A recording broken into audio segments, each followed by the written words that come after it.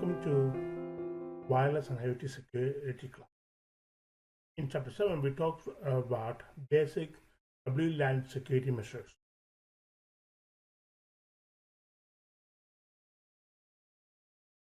In this chapter, we will learn about design implementation consideration for basic security, basic authentication access consideration, data protection and techniques, ongoing management and security considerations. So what are the things we need to consider for basic security? We need to think about RF design. We also need to think about equipment configuration and placement, interoperability and layering, and also security management. Radio frequency design or RF design is critical. So when we talk about that, it's very critical to restrict RF coverage to premises boundaries. Radio pollution broadcast beyond a property degrades performance among neighboring wireless networks. So in order to do that, we should consider a semi-directional antennas and lowering the power. If extra coverage is needed, wireless repeaters are a better solution than the highest power setting on access point. You also need to think about the configuration of equipment and where we place it. We should place the access point in a central location. RF travels through walls and windows, so avoid locating unit close to a wall or door. Adjust access points power to ensure adequate coverage without excessive external radiation. Consider antenna type and coverage pattern. This helps ensure necessary coverage at the lowest power setting and least amount of leakage or noise. So you have example of horizontal and vertical signal distribution. So they're both at 2.4 gigahertz. As you can see, if it's azimuth, it travels in a concentric circles. But when we look at from an elevation point of view, it goes like a more of a concentric circle, but it's more branching out to the side. Okay. We should also check for dead spots by walking the premise. The device that has a Wi-Fi indicator. We should resolve a persistent low signal. If the problem is a lack of coverage, use a wireless extender or a wireless repeater.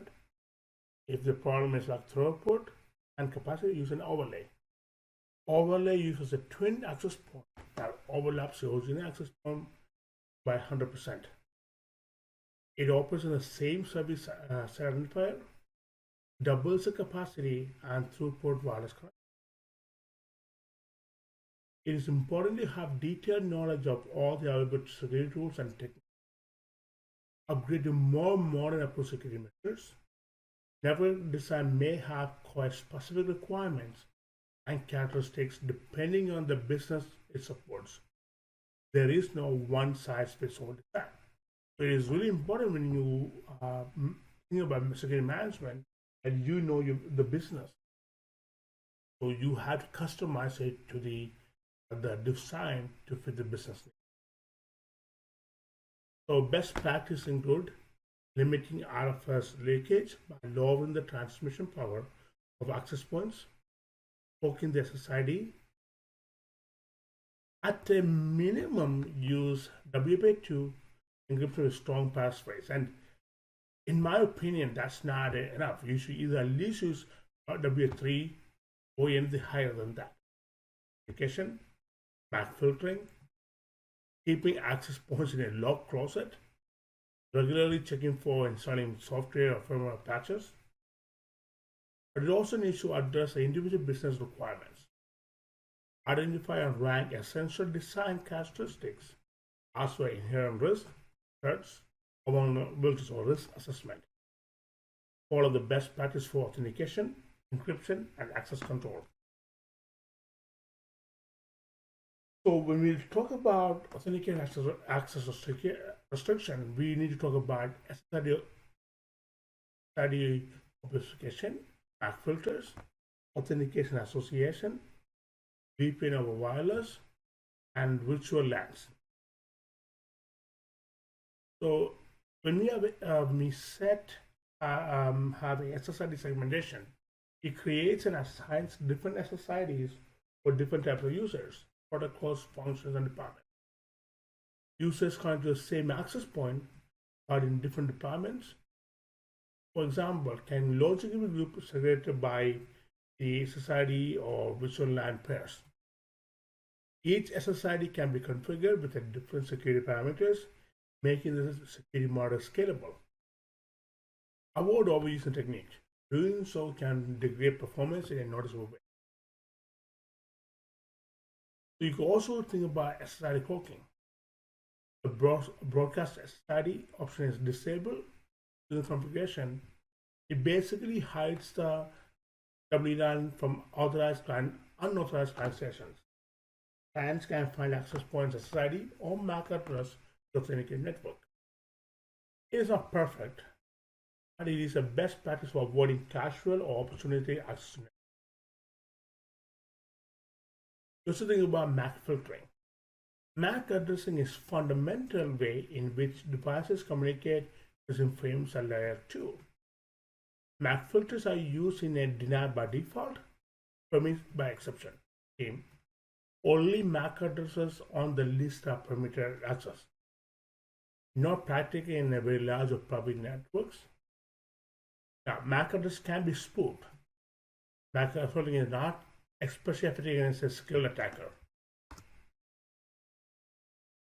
So these are the standard mechanisms for authentication association under 802.11. You have the OSA, Open System Authentication. As long as the SSID is known, client can access the network, receive the non-encrypted information. You have the SKA, the Shared Key Authentication. It is part of a WPN encryption. Client can access wireless network and send the received encrypted data by matching the encryption key on the access point. It is not recommended and is actually depreciated. So let's go into this. OSA requires a minimal exchange between client station and the authenticating access point. Devices exchange hellos, confirm both the parties are 802.11 devices and can use understand 802.11 frames. An access point using OSA will authenticate any 802.11 client. Typically in a SOHO environment and large-scale networks where guest clients are the norm. Now let's talk about VPN over wireless. Post 802.11 2007, it clearly defined the layer 2 security solutions were provided. It has made a VPN usage in WLAN somewhat redundant. VPNs for secure Wi-Fi access operate layer 3. Attackers can get access to both layer 2 and layer 3 connections before the VPN tunnel is established. Now, VPNs are very useful when using a public or non-secured Wi-Fi. Let's say what that means. Let's say you are at Starbucks and you are using your computer or their access point to find sensitive or information. Well, it's better to use a VPN at that point than nothing at all. WLAN is a logical network segmentation on a wired layer 2 switch networks. Network administrators use WLANs to segment layer 2 broadcast domains to improve scalability and performance. Members of the same WLAN are treated as if they are connected to the same switch, but may be on different switches or different locations. Can provide logical segmentation based on protocol, MAC address, function, or application. So let's look at an example what they mean by WLANs. So in here you have a router, which is connected to fast internet, and there is 3 switches, and all these switches are on different floors. On each floor, you can have an engineering WLAN, a marketing WLAN, accounting WLAN. Now they're all on the same router. They all share the same internet. But engineering VLANs do not cross to marketing VLAN and their functions are completely different. Members of the same VLAN receive the same broadcast message if they connect to different switches. VLANs work with wireless networks can logically segregate client station into common VLAN group membership. Admin inhibits broadcast domain, providing security and performance enhancement. 802.1.12 tagging into the tag with a VLAN identifier in your packet header. Now, when we talk about data protection, basically means preventing unauthorized access to a network, which is the critical concern.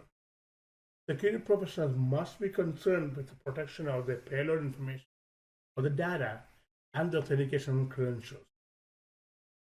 This is accomplished by through encryption algorithms.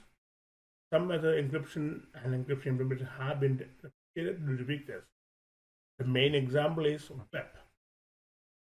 Goal of web protocol is to provide confidentiality, integrity, and access control for wireless network.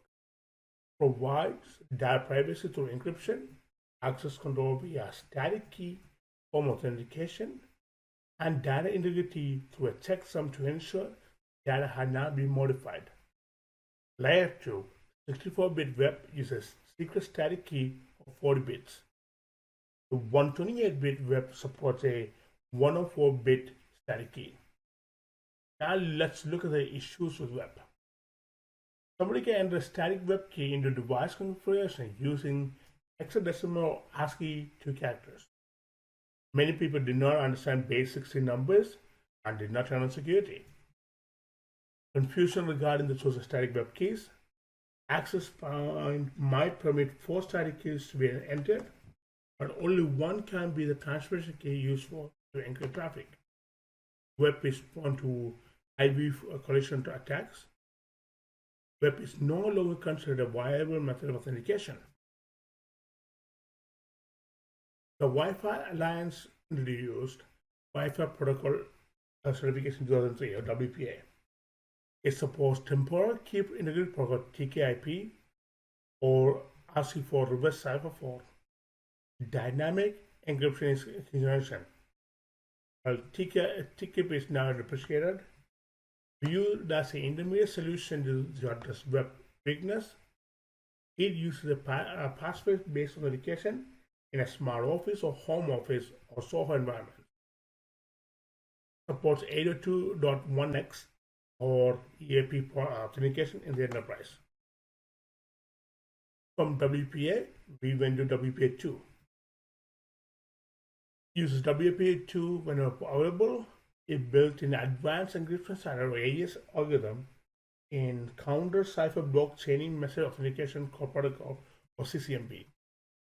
Support 802.1x or EAP authentication with pre-shared keys, PSK.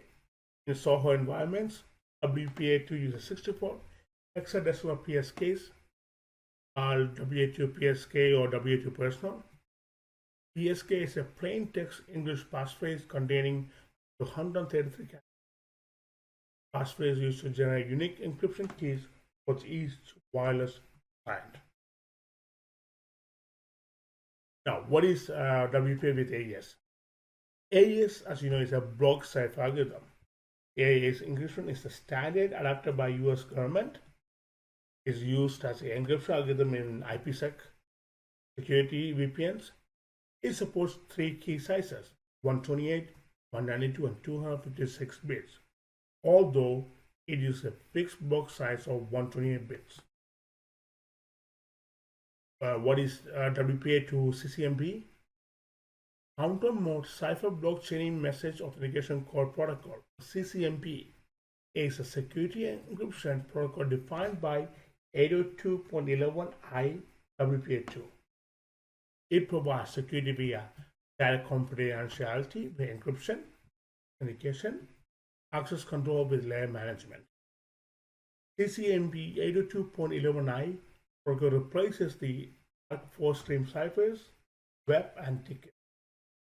CCMP is considered to be mandatory for robust security network or RSN compliance.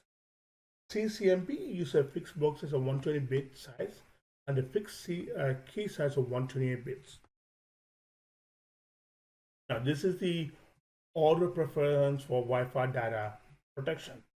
When more than one type of protection is available, choose in this priority: WAP plus CCMP, WAP2 with AES, WPA with AES, WPA with TKIP, web, and lastly, no security. Now, this changes. Well, this will change when we adapt WPA3. And what is WPA3? In 2018, the Wi-Fi Alliance released WPA3 security standard. Its new enhanced security features both personal and enterprise use. Addition of the 256 Galois counter mod protocol or GCMP 256 encryption.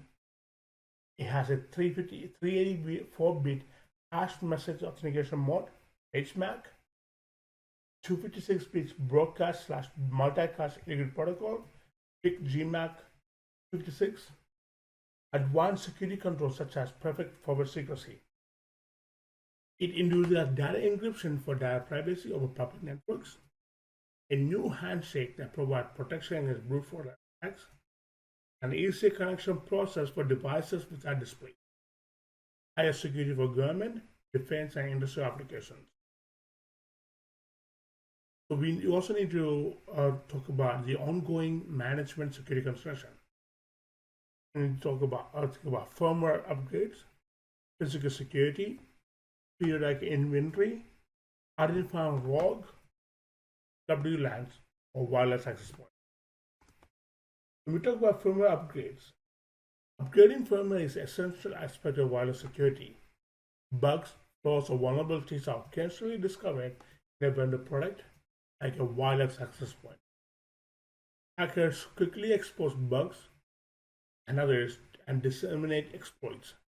A hacker best practice is to look for unpatched equipment. Vendor provides patches and new firmware to fix issues, also to enhance systems. When we talk about physical security, what if the mobile device gets stolen or lost? If it's in enterprise, we go blacklist or stolen device to prevent WLAN authentication. If it's in a Soho environment, change all the passphrase and pre-shared keys. Changing passphrase is a best practice for enterprise when someone leaves the company. If we have a high employee turnover, change passphrase monthly. When we talk about periodic inventory, keep up-to-date inventory on all devices authorized to enter WLAN. Use MAC filtering to avoid MAC addresses traversing to the WLAN. You need to identify them as either known or unknown. Can perform a screen test to identify unfamiliar MAC addresses. Perform informative checks to keep an eye out for strange or unknown access points. You should also conduct regular and frequent audits on all access points on WLAN, manage Ethernet switch ports and wall sockets to ensure unused ports are disabled by default. Prevent rogue access points from getting Ethernet black hole connection. Ensure that RF coverage is limited to boundaries of the premise. In this chapter, we talked about design and implementation considerations, basic security, basic authentication and access considerations, data protection and techniques, ongoing management security considerations. Thank you all.